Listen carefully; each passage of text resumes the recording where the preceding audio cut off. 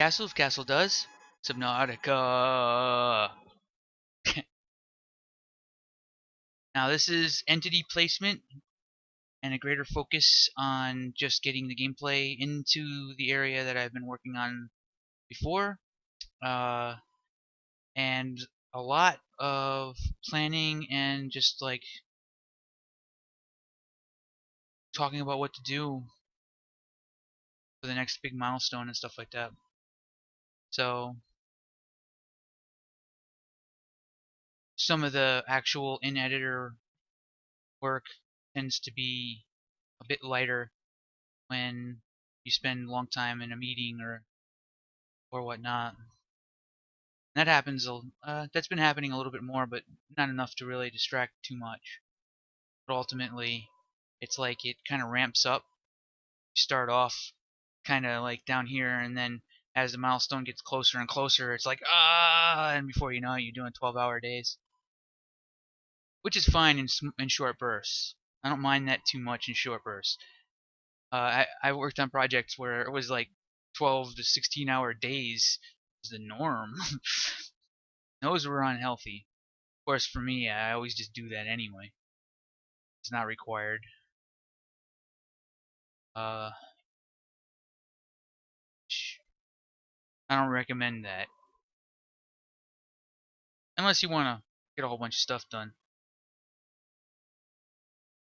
Although I've seen cases before where overworking yourself actually tends to slow you down,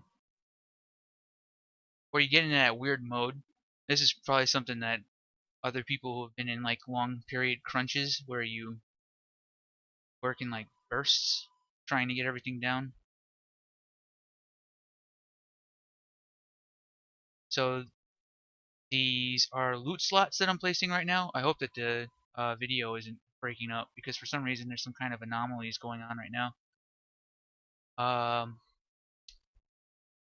I'm putting loot slots down in the Sarlacc pit, and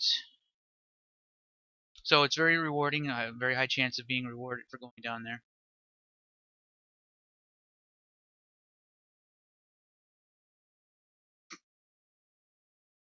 Now these are creatures.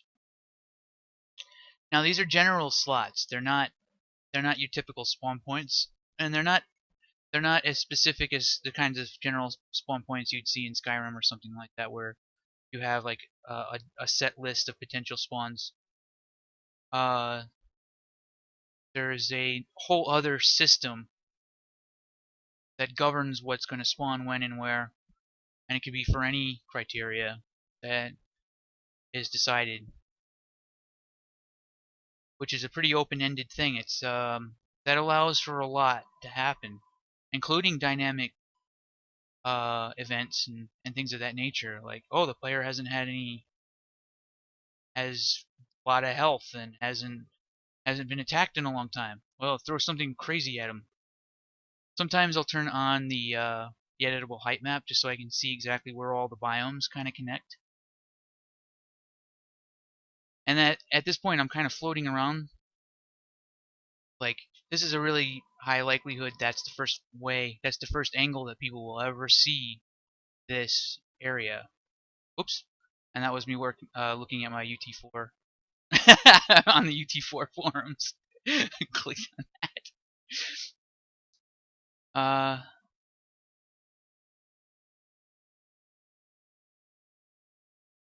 So you might recognize the previous Safe Shallows area that I had worked on a while back, and now I'm actually doing work to one of the other designers' Safe Shallows stuff all the way back here. So this is an area that's happening like between a lot of the different biomes.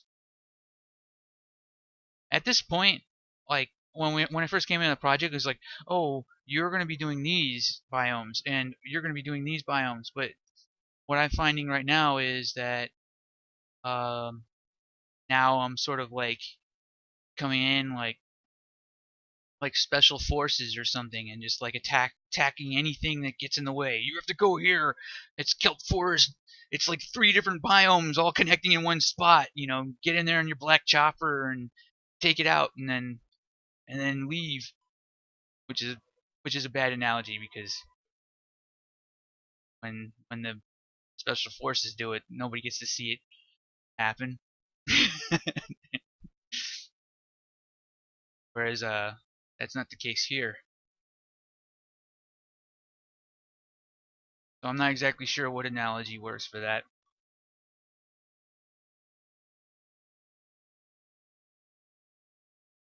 Getting the creatures in place,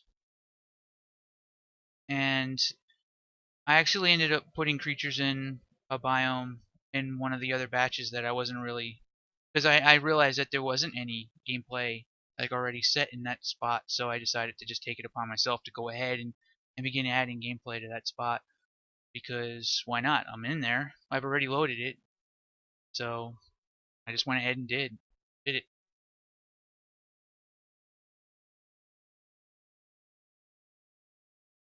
and that's what's happening here.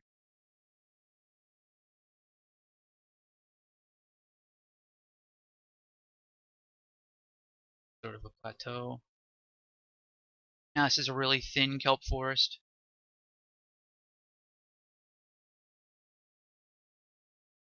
You get like different stuff for each of the different biomes.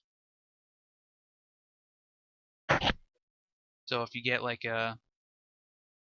you need to be able to make batteries and glass. Batteries are like really super important for anything that you make that's electronic. Like the whole crafting system is all kind of like set up around you, basically searching around different biomes and gathering a little bit of this, a little bit of that, and then coming up to a crafting station. But then eventually you can make your own crafting station, and bigger crafting station can make even bigger things. Thank you for watching.